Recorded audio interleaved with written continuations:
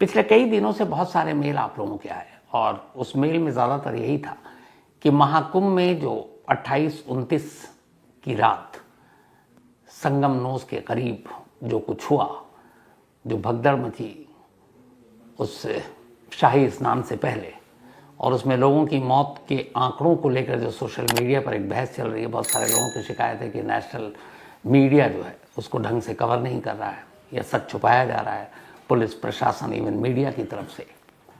तो उसकी सच्चाई क्या है? और ये कई दिनों से ये मेल था।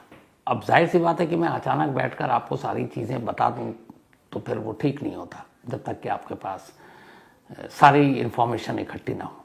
तो हमारे जितने भी रिपोर्टर हैं, हमारे बाकी जितने साथी हैं, कुछ पुलिस में हैं, कुछ एडमिनिस्ट्रेशन में हैं, कुछ और हैं जो सिविक से जुड़े हुए हैं, बहुत सारे ऐसे लोगों से बातचीत की। तो उसके बाद एक तो इस भगदड़, इसकी वजह, कौन जिम्मेदार कौन कसूरवार, और जो एक फिगर आ रहा है मौत को लेकर, उसकी सच्चाई क्या है। तो कोशिश करूंगा ये सारी चीज़ें आपके सामने एक साथ पेश कर दूं। सबसे पहले तो ये कि ये संगम नोज आपने मीडिया में सुना होगा 29 तारीख के बाद से लगातार।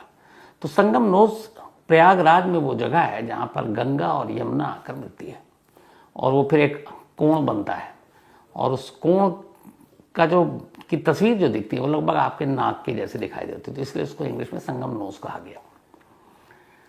अब भगदड़ की पूरी तस्वीर संगम नोज के पास ही बताया गया है और यहीं से खेल शुरू हो गया।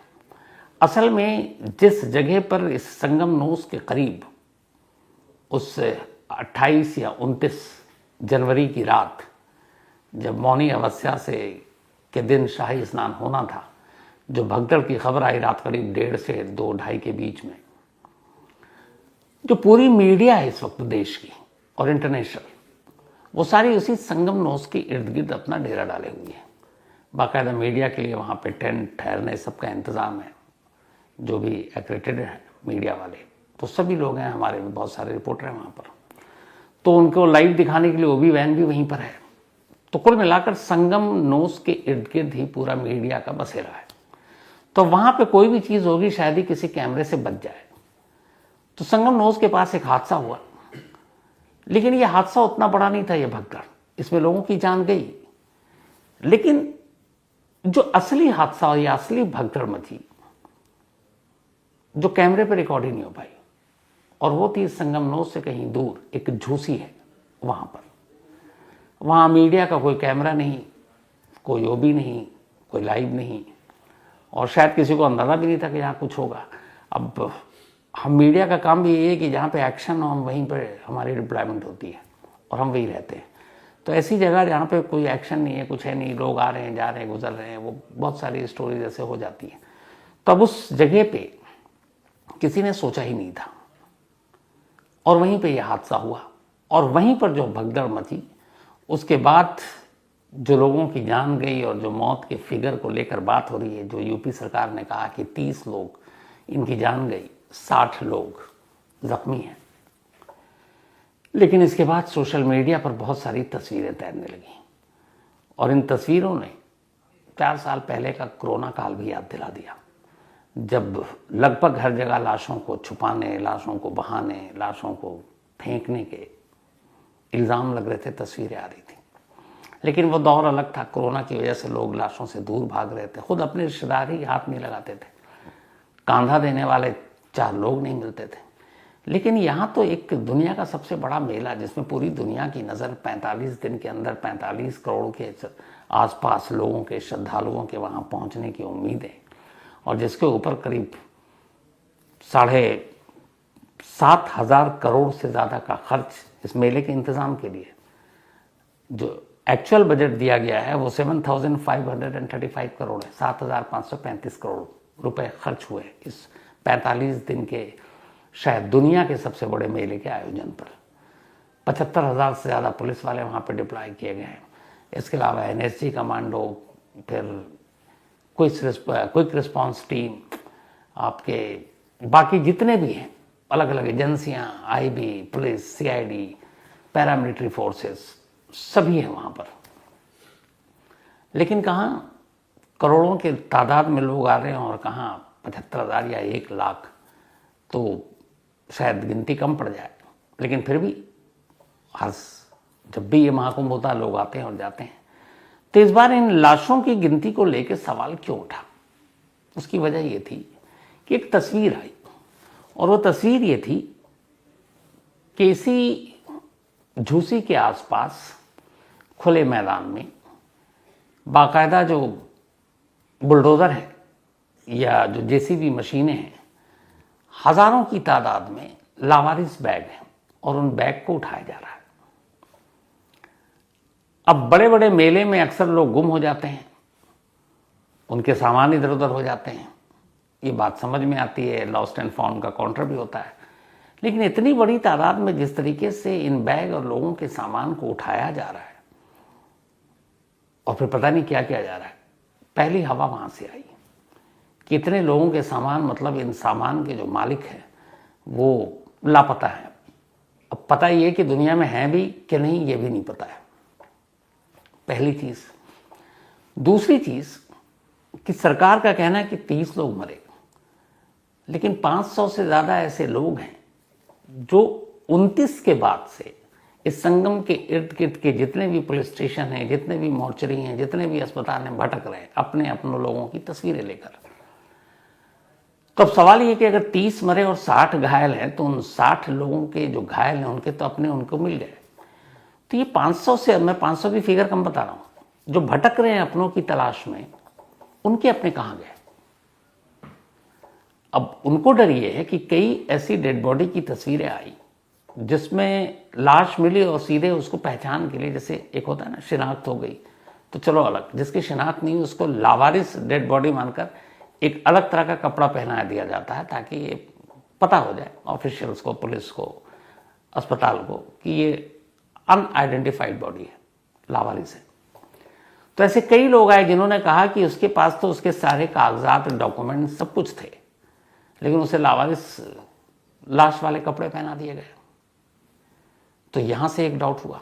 दूसरा, कई ऐसे चश्मदीद आए जिन्होंने कहा कि उन्होंने अपनी आंखों से देखा है लाशों को यमुना और गंगा में फेंकते हुए, लाशों को दफनाते हुए, और ये सारी चीजें तब हुई जब मीडिया के कैमरे वहां थे ही नहीं। और जिस तरीके से लोग इस वक्त अपनों को ढूंढ रहे हैं, जिस बड़ी तादाद में गुमशुदगी को लेकर, फिर वो सवाल तो उसी के बाद ही आ रहा है कि वहाँ जी ऐसे ऐसे विटनेस हैं जिनका कहना, कुछ कहते हैं कि 400 से ज़्यादा लोगों की मौत हुई, कुछ कहते हैं 500, कुछ कहते हैं 800, कुछ 1000। हालांकि इस पर सबूत कुछ नहीं है, लेकिन सबूत ये है कि गुम लोगों के रिश्तेदारों की तादाद बहुत ज़्यादा है, जो लगातार 29 के बाद से आज 3 तारीख है, 3 फरवरी हो गया, और वो ढूंढे जा रहे हैं। एक पहलू ये भी है कि बहुत सारे ऐसे गुम हुए लेकिन वो मिल गए। उस मेला की जगह पर लॉस्ट एंड फाउंड का पूरा एक डिपार्टमेंट भी है, मिल रहे हैं। लेकिन कई ऐसे हैं जिनके मीडिया, सोशल मीडिया के जरिए लोगों को खबर मिली गई कि तो तस्वीरें दिखी, वो भाग कर आए हैं और भटक रहे हैं।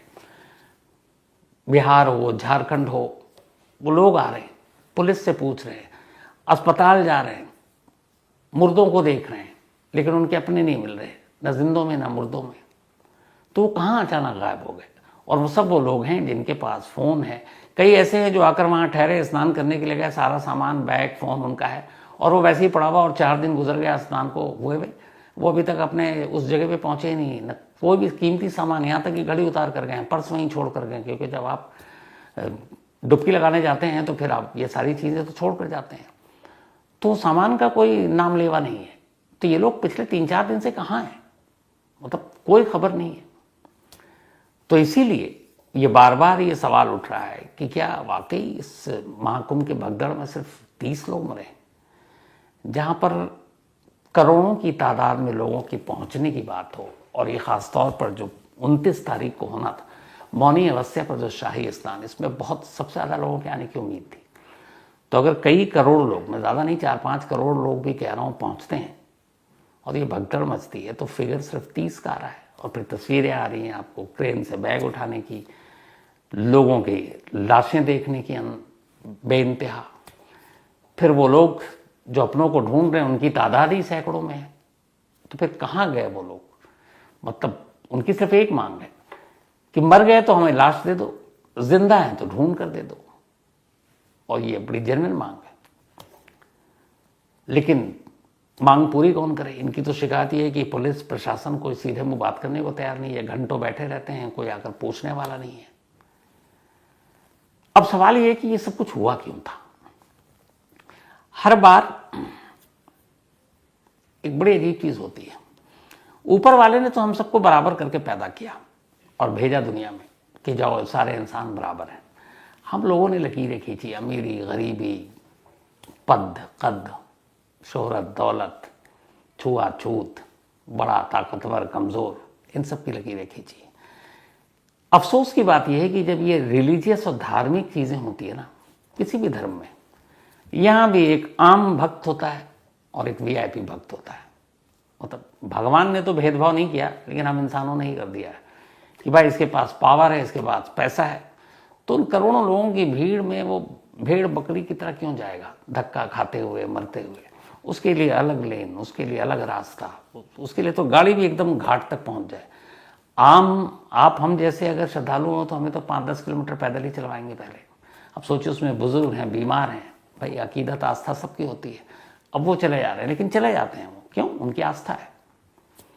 लेकिन ये कितनी अजीब चीज है ना कि वही एक चीज जो इतने सालों के बाद आता है, अब तो कहते हैं शायद 130-32 साल के बाद ये दूसरा जो अगला संयोग बनेगा, तब तक तो 1-2 जनरेशन ही खत्म हो चुकी होगी। आप सिर्फ इस सैटेलाइट की तस्वीर को देख लीजिए और ये भेदभाव आपको पता चल जाएगा कि जो पूरा मैप में बड़ा क्लियर है कि संगम नोज, ये यहां पर लोगों की मानना है, आस्था है कि यहां के डुबकी लगाने से सब कुछ अच्छा होगा। अब लोगों की भीड़ एक तरफ और उसके बराबर में ये रास्ता देखिए आप। ये जानते हैं रास्ता किन के लिए? जिन्हें हम आप चुनकर विधानसभा से लेकर लोकसभा में भेजते हैं, जो हमारे आपके वोट की वजह से मंत्री बनते हैं, सांसद बनते हैं, विधायक बनते हैं। ये उनके लिए, क्योंकि वो पावर मिलते ही वो फिर हमसे आपसे जुदा हो जाते हैं।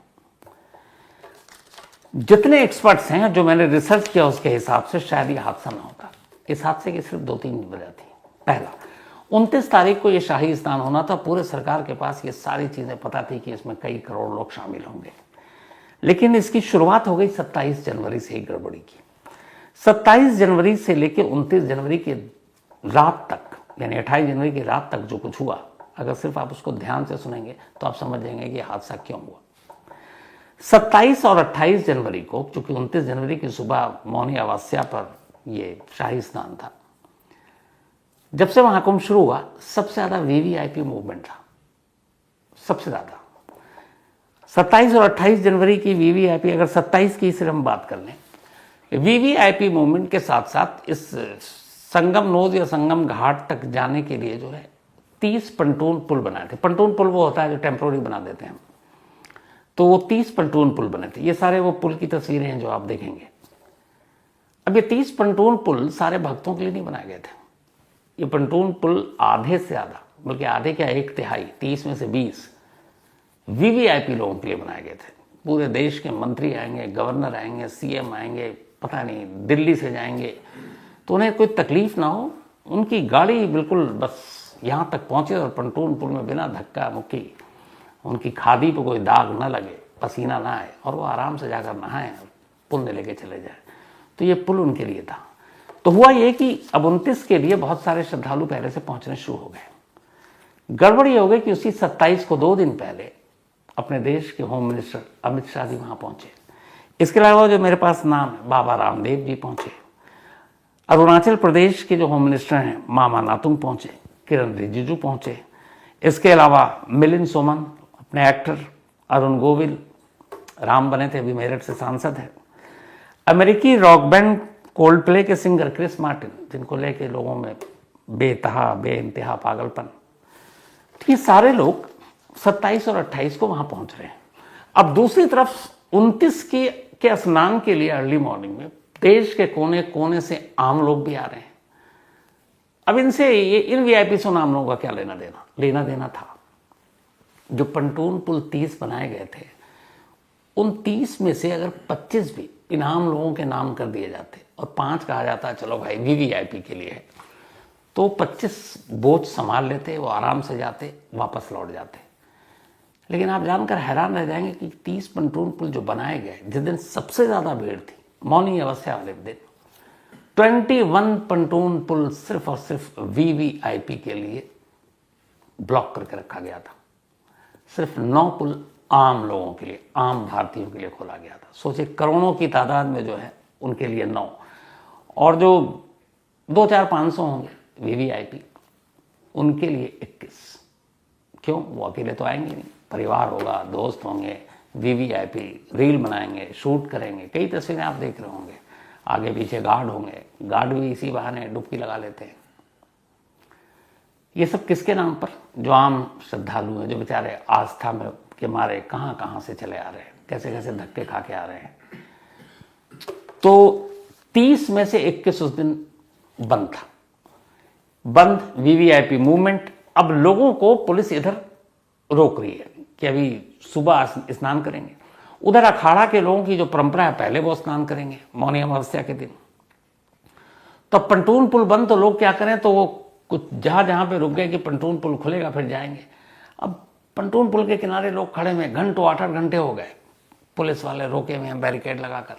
अचानक वो देखते हैं कि एक एसडीएम की लाल बत्ती की गाड़ी जा रही है, कोई और वीवीआईपी है, उसके लिए पंटून पुल यूं खुल रहा जा रहे हैं। तो उनके सब्र का बांध टूट गया। क्या हम इतने घंटों से खड़े हैं और ये कोई भी वीवीआईपी आता है और उसके लिए साहब लोग खोलते हैं, सलाम ठोकते हैं, और वो आराम से जा रहा है घाट किनारे एकदम। पहला गुस्सा वहाँ आया, उन्होंने भगदड़ मचाई, उन्होंने पुलिस के बैरिकेड तोड़े, बल्कि एसडीएम की गाड़ी को भी जला दिया, जो उन सबको रोक कर खुद जा रहा था। वो भी अपने या तो ड्यूटी पे होंगे या कुछ साहब के बेचारे ड्यूटी पे लगा दिए गए होंगे कि उनका ख्याल रखो। तो वहाँ हुआ, उस भगदड़ में जो कुछ हुआ, उस भगदड़ को तो मीडिया ने कवर किया, क्योंकि सारे मैंने शुरू में बताया, वो भी बैन से लेके सब कुछ था। लेकिन इधर ये हुआ कि जो भीड़ को रोक के रखा गया था उस संगम नोस से दूरी पर, जैसे उसमें से 2-3 जगह जो खबर है वो ये है कि उस रात 4 जगह पे भगदड़ मची थी। संगम नोस पे, एक झूसी पे और एक और 2 जगह उसी के इर्द गिर्द।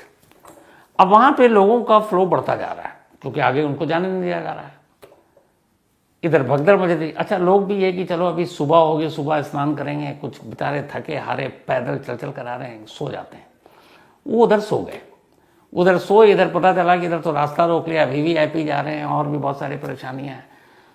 भीड़ में एक अफवाह चिंगारी की तरह काम करती है।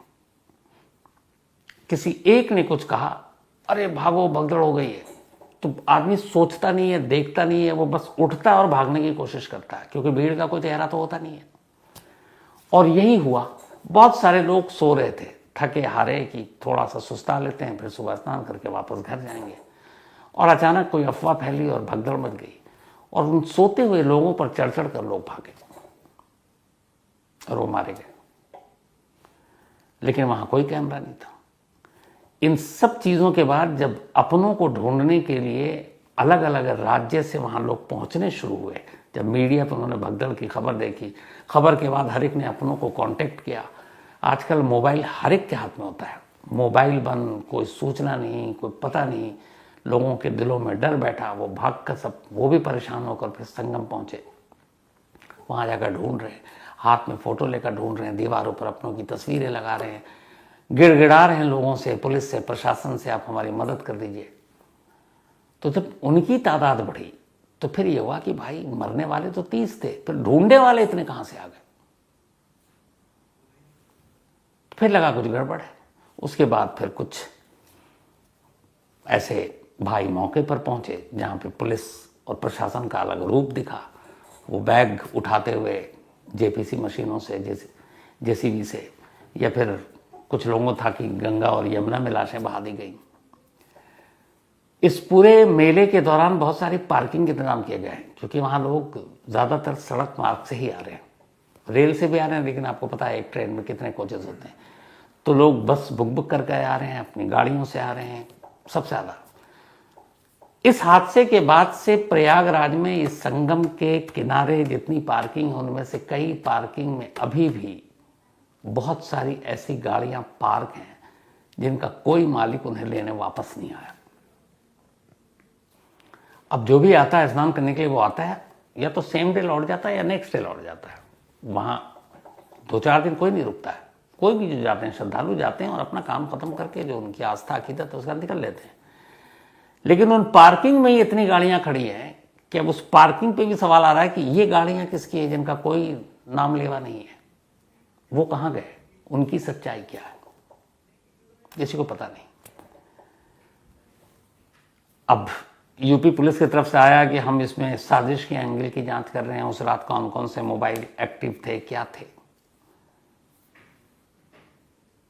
अब क्यों कर रहे हैं भाई, जब आपने सब कुछ 3 मिनट की प्रेस कॉन्फ्रेंस की थी, जब ये उठा था मुद्दा कि भगदड़ मची, कितने लोग मरे, 3 मिनट, और सिर्फ ये बताया कि 30 मरे हैं, इनमें से 25 की पहचान हो गई है, बाकी बस इतना 60 घायल हैं।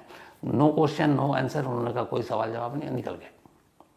अभी भी वो जो भटक रहे हैं बेचारे, आप उनकी बातें सुनिए, मतलब आंसू निकल आए, जिनके अपने गुम हैं, गायब हैं, पर उनका कोई पूछने वाला नहीं है। और उनकी बड़ी छोटी सी मांग है, वो तो कह रहे हैं कि हमें ना मुआवजा चाहिए ना पैसा चाहिए। हमारे घर का कमाने वाला अगर हमारे चला गया तो हमें इतना तो हक है ये पता करने का कि वो जिंदा भी है कि नहीं। अगर नहीं है तो उसकी लाश दे दो, हम घर चले जाएं, उसका अंतिम संस्कार करके घर वालों को तसल्ली दे दें। और अगर है तो ढूंढ के दो ना कहाँ है, क्योंकि आपके आंकड़े, आपके फिगर और लापता लोगों को जो ढूंढने वालों के फिगर है वो मैच ही नहीं कर रहा कहीं। वहां जो जमीन पर काम कर रहे हैं जितने जर्नलिस्ट, आप उनमें से किसी से पूछिए, वो कहानी कुछ और ही बताते हैं। क्यों? क्योंकि उन्होंने आंखों से देखा। वहां के डॉक्टरों को ही पता नहीं था कि बाद में उन्हें अपना बयान पलटना पड़ेगा, जो उनके शुरू के बयान थे वो कुछ और थे, बाद में बदल दिए गए। और हमारे यहाँ लाशें छुपाने या गिनती कम करने की जो परंपरा है ये कोई नई नहीं है, बहुत पुरानी है। जब भी कोई दंगा होता है या जब भी कोई स्टैम्पेज होता है, जब भी कोई इस तरह की चीज़ें होती है, हादसा, तो उसमें हमेशा, बल्कि ये तो एक है, मुझसे कई लोग सवाल पूछते हैं कि अगर कहीं ब्लास्ट हुआ या कुछ हुआ, नहीं, तुम लोग झूठ बोलते हो, मरने वाले की तादाद ज़्यादा होगी, तुम लोग कम करके बताते हो। ये आज से नहीं है, मैं बचपन से सुन रहा हूँ, जब मैं जर्नलिज्म में आया भी नहीं था, तो पता नहीं क्यों एक ये रहता है। और वो इसी वजह से रहता है कि आंकड़े कुछ हैं, तस्वीरें कुछ आ रही हैं, दिखाया कुछ जा रहा है, बताया कुछ जा रहा है, और जो वहाँ पे लोग हैं उनकी अपनी कुछ और है। क्या पता, देखिए आने वाले वक्त में शायद इसकी पूरी सच्चाई सामने आए और पता चले, क्योंकि पता चलना चाहिए। जिनके अपने खोए हुए हैं, आप उनसे पूछिए कि 29 के बाद से उनकी ज़िंदगी क्या है। उनके हलक से खाना नीचे नहीं उतर रहा है, रो रो कर बुरा हाल है। क्योंकि कम से कम एक पता चल जाता तो सुकून, तसल्ली मिलती है इंसान को दिल में ना, कि है भी कि नहीं है।